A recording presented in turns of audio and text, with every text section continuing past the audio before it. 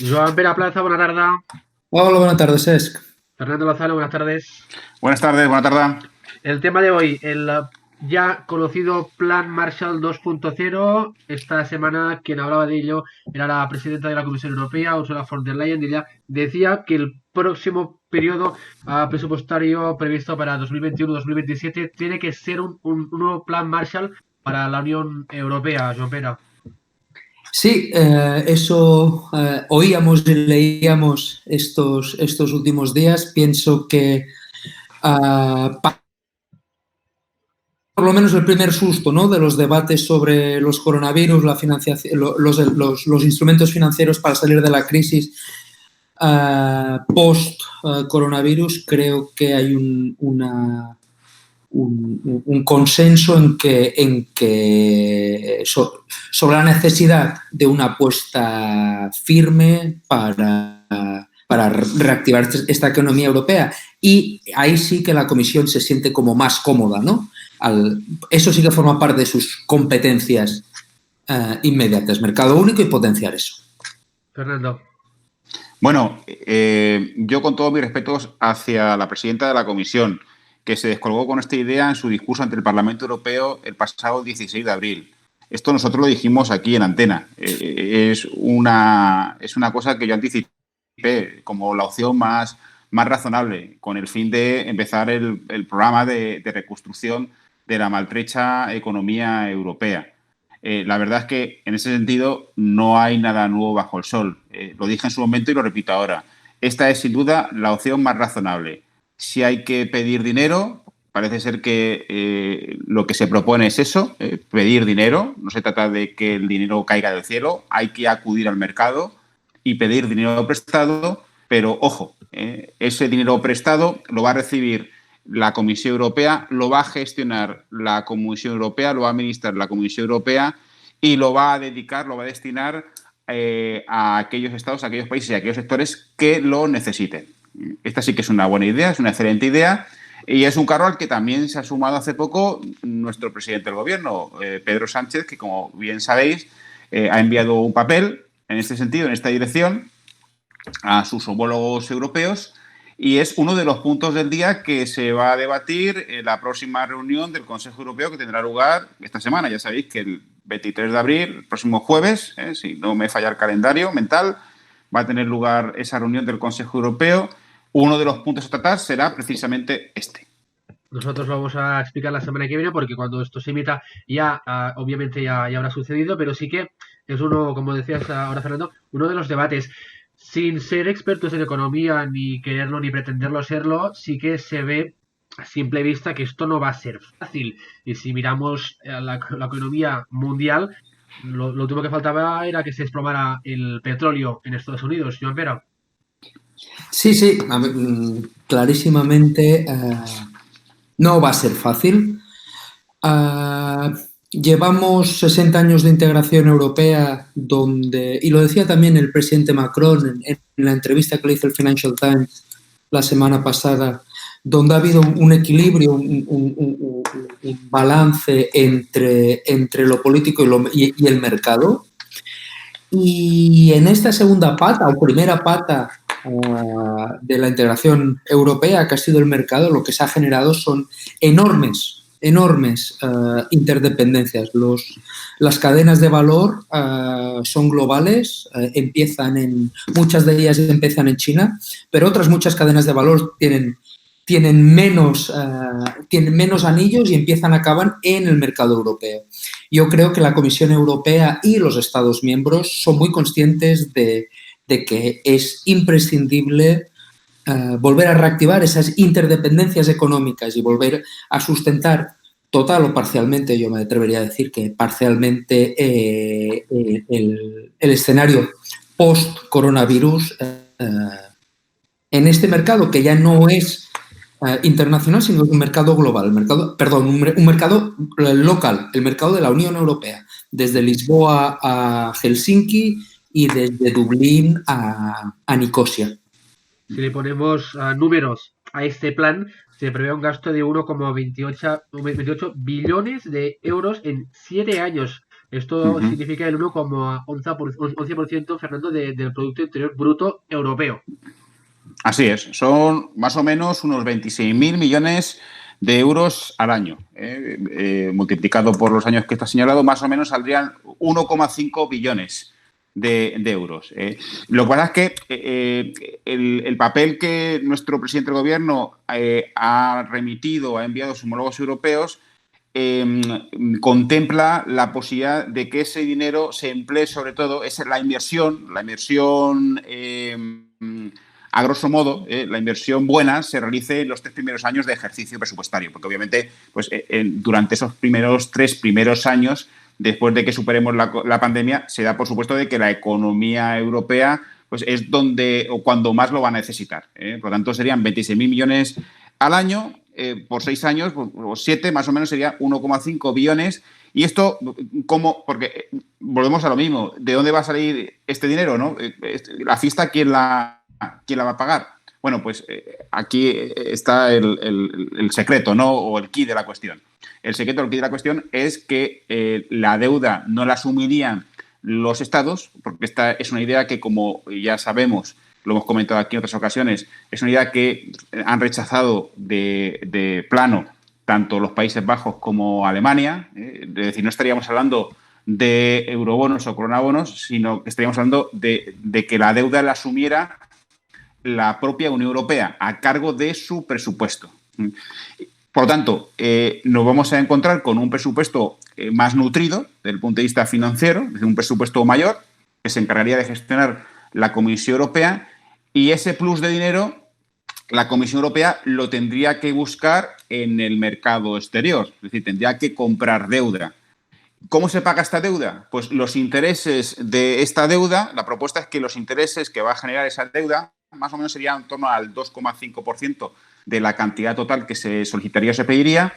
Estos intereses se pagarían con nuevos recursos, recursos propios, que se crearían el proceso para asumir estos intereses. Recursos, está hablando de pues, establecer una tasa digital, una tasa o un impuesto al carbono, otra tasa o otro impuesto a los plásticos, esto a nivel europeo. Con estos nuevos recursos propios se pagaría única y exclusivamente los intereses de la deuda. ¿Y el resto de dinero cómo se cubriría? Pues obviamente esa otra cantidad la tendrían que asumir los propios Estados miembros con sus aportaciones anuales al presupuesto comunitario. En ese sentido, los países del norte, que son contribuyentes netos, lo que reclaman es que se limite el gasto al 1% de este Producto Interior Bruto. Bueno, eso es lo que estaban proponiendo hasta ahora para el plan o el marco financiero plurianual 2021-2027. Pero claro, las circunstancias en las que esa propuesta se realizó no tienen nada que ver con las circunstancias actuales. La Comisión estima que para poner en marcha este plan Marshall o este nuevo plan Marshall o plan Marshall, como tú lo has llamado, 2.0, sería necesario que cada estado aportase más o menos el 2%, un 2%. Ahora acabamos de nosotros en el programa de explicar, por ejemplo, diferentes casos. Ahora me voy un poco del tema de la gestión de esta crisis. Por ejemplo, en el caso de Grecia, que es un país que ha sufrido 3 rescates financieros desde el 2008, como prácticamente no tiene ni muertos ni contagiados porque actuó rápidamente con la experiencia previa, y ahora de memoria te digo que eran menos de 200 muertos a este 21 de abril. La gestión de la crisis anterior y posterior, Joan Pere, también va a tener importancia ahora en cómo se gestiona, y se gestiona como nosotros hemos comentado, y ando todos a una. Sí, yo, evidentemente no voy a intentar ni pretender hacer de epidemiólogo. Los 200 casos griegos o los 1.000 casos suecos, que también parece ser que están en boca de todos, pues no me atrevo ni a evaluar porque es así. La gestión post-coronavirus, la gestión de ese presupuesto común, la decisión última sobre cuál es el porcentaje de contribución nacional a ese presupuesto comunitario, incluso qué margen se le da a la Comisión Europea para salir a los mercados exteriores a buscar ese dinero del que nos hablaba Fernando, porque eso es una cosa que estamos acostumbrados que la Comisión Europea hable en nombre de la Unión Europea, en nombre de la Unión y en nombre de sus miembros en ámbitos muy concretos. Estoy pensando en la política comercial, por ejemplo. Pero en eso de ir a buscar dinero a los mercados financieros exteriores nunca ha sucedido. O sea que vamos a ver, sí, evidentemente va a tener que ser una gestión mancomunada, y precisamente por eso no es exenta de fricciones. Todo el mundo está en una situación incómoda. Y yo creo que también es relevante ver cómo cada institución aprovecha, y eso también lo hemos hablado en días anteriores, cómo cada institución aprovecha las circunstancias caóticas, la crisis, los distintos vacíos para hacerse un poquitín más de hueco, para consolidar un poquito más su rol, su función, su necesidad. Precisamente yo os hablaba de este caso porque no sé si hasta qué punto, Fernando, una vez cada país empieza a ver un poco la luz al final del túnel en diferentes rasgos, porque en Alemania, por ejemplo, ya teníamos comercios abiertos, ¿esto puede condicionar o no las futuras negociaciones? Bueno, vamos a ver, depende de qué luces estemos hablando. Una cosa es que veamos la luz del final de la pandemia y otra cosa es que veamos la luz del final de la crisis económica. Yo creo que el final de la pandemia, es decir, el final de la crisis de la pandemia va a depender, y mucho, como ha señalado Iván Pérez, de las medidas que hayan sido capaces de implementar y adoptar cada Estado miembro, y ahí cada Estado miembro pues, ha optado por una estrategia distinta, divergente. A la vista están los resultados, el electorado tendrá que juzgar, llegado un momento, esos resultados en las urnas, imagino que así será. Y otra cosa es lo que ocurre en el plano del terreno económico. Lo que vaya a ocurrir en el plano del terreno económico, pues obviamente eso todavía no lo sabemos. Lo podemos intuir. De hecho, ya los principales analistas de la Unión Europea lo están vislumbrando. Ahora bien, debemos advertir, siendo serios y rigurosos, todavía es que ni tan siquiera hemos entrado en ese oscuro túnel. Entonces, es demasiado pronto como para empezar a ver la luz. Ojo, que los efectos perniciosos que la pandemia va a generar en la economía europea, es cierto que ya estamos apreciando algunos de ellos. Los españoles que han sido objeto de un ERTE los están padeciendo en sus propias carnes, pero lo que va a ser de la economía europea y sobre todo de aquellos países que se han visto más golpeados por la crisis del coronavirus, eso no lo vamos a apreciar a corto plazo. Esto lo empezaremos a apreciar a medio y largo plazo. Por lo tanto, hablar de la luz al final del túnel, obviamente, en el plano sanitario, pues sí, hay algunos estados que ya están viendo esa luz, la están vislumbrando. España, pues parece que también, ¿no? Ya nos queda poco para salir del confinamiento, o eso al menos prometen y dicen nuestras autoridades. En el plano económico, pues yo no me atrevería a ir tan allá. Es decir, yo creo que en el plano económico acabamos de entrar en el túnel. Es un túnel de estos largos, de los que atraviesan los Alpes, ¿verdad? Y vamos a tener que morar todavía en esa oscuridad hasta que efectivamente podamos ver algún haz de luz. Un hecho que parece muy lógico, pero que, contrariamente, estamos viendo un poco de prisas incluso de salir del confinamiento. Esto puede alargar la crisis sanitaria. Si la crisis sanitaria se alarga también la entrada en ese túnel económico, en esa recuperación económica. Así que parece que la sociedad es evidente que quiere salir a la calle, pero incluso algunos países que a lo mejor se están precipitando sus decisiones que ahora, a corto plazo, pueden perjudicar al proceso a largo plazo. Bueno, yo creo que en el plano sanitario yo tampoco me atrevería a hacer ninguna previsión, porque yo creo que ni los propios epidemiólogos saben a qué nos estamos enfrentando. Eso para empezar. ¿De acuerdo? Lo que sí que está claro es que los que nos hemos rezagado a la hora de adoptar determinadas medidas tipo confinamiento, esos lo estamos pagando con creces. no solo en coste económico, sino también en coste de vidas.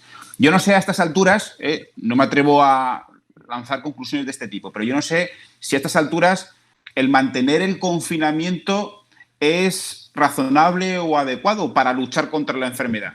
Yo tengo la sensación, y es una sensación que comparto con mis vecinos, en que cuando nos mandaron a casa para confinarnos ya estábamos todos infectados, o casi todos infectados. Por lo tanto, mi sensación es que el confinamiento ha servido de muy poco, al menos en España. A lo mejor en otros países, tipo Grecia, tipo Portugal, pues sí que ha servido porque el confinamiento se decretó antes de que la epidemia o la enfermedad se propagara. Pero en el caso de España está claro que a la cifra me remito. Lo del confinamiento no creo que haya servido mucho. Justamente quería, antes de terminar, cambiar un poco de tema y me lo enlazas tú, Fernando, porque estos días escuchaba en diferentes medios, sobre todo aquí en Cataluña, cierta, no decepción, pero sí enfado en las diferentes opiniones, por ejemplo, en el gobierno catalán y español, porque aquí dicen que los niños pueden salir, pero en España, aquí es el gobierno que va a decidir cuándo se sale y qué edad puede salir, no lo están diciendo, y poniendo de ejemplo Europa, los diferentes políticos europeos, en este caso Joan Peras, lo que siempre hablamos un poco, pero alababan un poco la decisión de Merkel, sea acertada o no, del liderazgo que tiene Merkel en Alemania, también de la grandeza, y lo decían tal cual, la grandeza de Francia, de Macron, al determinar lo que debían o lo que no debían hacer, cómo se debía tratar o no la pandemia y el liderazgo. Y en este caso sí que en España lo que estamos viendo es que a veces se va un poco a la última, a ver qué pasa, cómo pasa, qué tenemos que hacer, cómo lo tenemos que hacer. Y seguimos mirando una vez más a Europa como ejemplo de lo que debía o de lo que debería ser España, aunque siempre lo decimos, España también forma parte de la Unión Europea. Sí, mientras que te escuchaba me hacías pensar en el famoso exabrupto de que inventen otros, ¿no? También me hacías pensar o que inventen ellos, no que inventen otros, que inventen ellos. También me hacías pensar en ese manto de legitimidad política, institucional y simbólica que la Unión Europea siempre ha representado para España. También para Grecia, también para Portugal. Y también debería haber sido así para los estados de Europa Central y del Este, que pasaron tantos años tras el telón de acero y que se fueron incorporando a partir de 2004. Es posible que haya quedado una especie de inercia en nuestro sistema político y en nuestras instituciones de mirar siempre qué se está haciendo más allá de los Pirineos, ¿no? Pero más allá de los Pirineos, pues bueno, se habrá hecho de todo, cosas mejores y cosas muy acertadas y cosas quizás menos acertadas. El tándem franco-alemán evidentemente ha sido motor de este proceso de integración y sigue siéndolo. Por lo tanto, no se me hace extraño que los medios sigan copando, sigan reflejándose o mirando qué hace Emmanuel Macron en el Eliseo y Angela Merkel. Apenas sabemos lo que ha hecho Luxemburgo y apenas sabemos lo que se ha hecho en Dinamarca.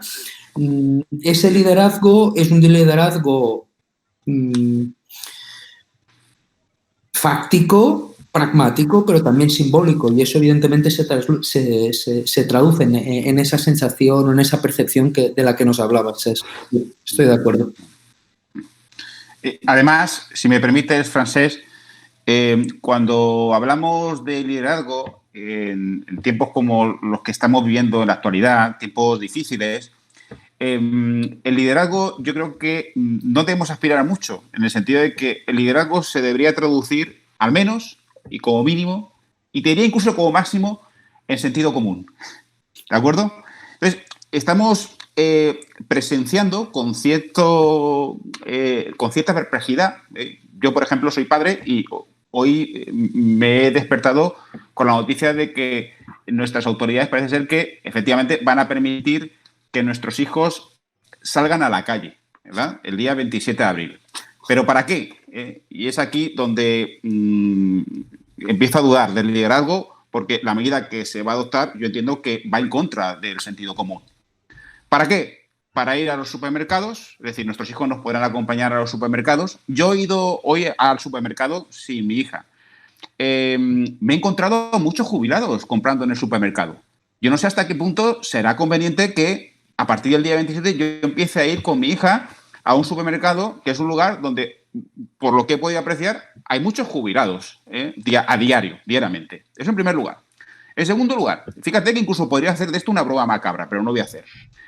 Estamos hablando también de farmacias, que es también un sitio bastante frecuentado por gente jubilada, por gente mayor, que es la que suele ir a las farmacias a comprar medicamentos porque, por desgracia, son los que más lo necesitan. Es decir, que podremos ir también con nuestros hijos a la farmacia. Pero es que, por último, ya para cerrar el círculo y rematar la broma, también podremos ir con nuestros hijos y hijas menores a partir del día 27 al banco. Curiosamente, el día 27 es el primer día de paga de las pensiones. Entonces, me da la sensación de que el sentido común no cuadra muy bien con este tipo de medidas y con otras que se han adoptado por parte de un gobierno que yo creo que está desbordado. Y al calor y a la vista de ese desborde, pues obviamente, como tú has indicado, pues surgen otras voces, las voces de los líderes autonómicos, entre ellos pues el líder catalán, que obviamente pues considera, y en este sentido pues yo en parte le tengo que dar razón, considera que las medidas de desconfinamiento decretadas hoy para los niños a nivel general, pues obviamente van en contra del sentido común, con toda la razón del mundo. ¿De acuerdo? Pongo este ejemplo como podría poner otros muchos. Hay mucha gente que ha dudado durante estos días del papel que está jugando la Unión Europea. Y en ese sentido tengo que advertir sobre algo que no me puedo callar. Yo he sido durante muchos años representante sindical y sigo manteniendo vínculos con gente que está en el mundillo sindical. Algunos trabajadores, o muchos trabajadores, como sabéis, han sido objeto de un ERTE, de un expediente de regulación temporal de empleo. Sabéis que los trabajadores que han sido objeto de un ERTE van a percibir, o deberían estar percibiendo ya, del gobierno, del ministerio, las ayudas correspondientes, el 70% famoso, que tanto ha salido en prensa. Bien, ¿os podéis creer que muchos de esos trabajadores, al menos en Madrid, y creo que es algo generalizado, que se han visto perjudicados por un ERTE, acaban de recibir una notificación, una carta del Ministerio de Trabajo diciéndoles que hasta el 10 de junio no van a cobrar la primera mensualidad?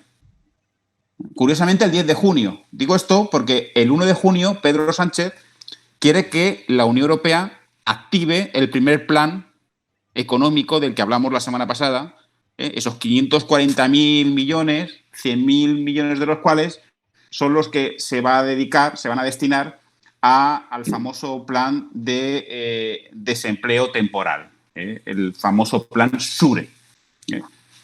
Bueno, pues que estos trabajadores sepan de junio van a cobrar gracias a que la Unión Europea va a liberar 100.000 millones de euros. Las conclusiones que de momento podemos sacar, nosotros, como decimos, esto lo estamos grabando un martes, por lo cual los que nos vayan a escuchar y ver ya habrán pasado unos días. Ahora mismo el gobierno español acaba de fijar el precio de las mascarillas. A ese nivel, esto lo dábamos un poco, cuando las mascarillas hace 2 días que un día se pueden comprar en las farmacias, que se pueden adquirir, pues en este caso ahora sabemos a cuánto van a cobrarse. Un poco se va a remolque de lo que pasa en la actualidad y de lo sobrepasado. Bueno, yo creo que nos tenemos que hablar con eso, lo sobrepasado que va el gobierno. Claro, efectivamente. Bueno, lo de las mascarillas, pues mira, quien quisiera regalar mascarillas en Navidad, pues lo va a poder hacer y además a un precio razonable. Es decir, que, bueno, pues van a venir bien para Navidad, pero para lo que tendrían que ser utilizadas las mascarillas, desde luego, pues poco van a servir, porque si me dicen que... Bueno, primero que nos garanticen si va a haber mascarillas. Porque yo he ido a la farmacia esta mañana y en mi farmacia al lado de casa no había mascarillas. Es decir, no me han dado la posibilidad de comprar ninguna mascarilla. Ni más cara ni más barata. Fernando Lozano, Joan Pera, si no hay nada más a añadir, lo vamos a dejar aquí. De acuerdo. De acuerdo. en el día que la reina hace 94 años, que lo recordábamos y lo recordamos. No hay fiesta, no nos han invitado esta vez. Esperamos que el año que viene, al 95 aniversario, sí que podamos acudir. Se acuerdan de nosotros. Bien, God save the Queen. Muchas Bueno, gracias. y el día además que los escoceses le han pedido a Boris Johnson que alargue el Brexit 2 años más. Ojo. Nos guardamos el tema y el próximo programa recuperamos a Boris y a Escocia, que hace tiempo que no hablamos de ellos. Hasta la Muy próxima. bien. Buena nit.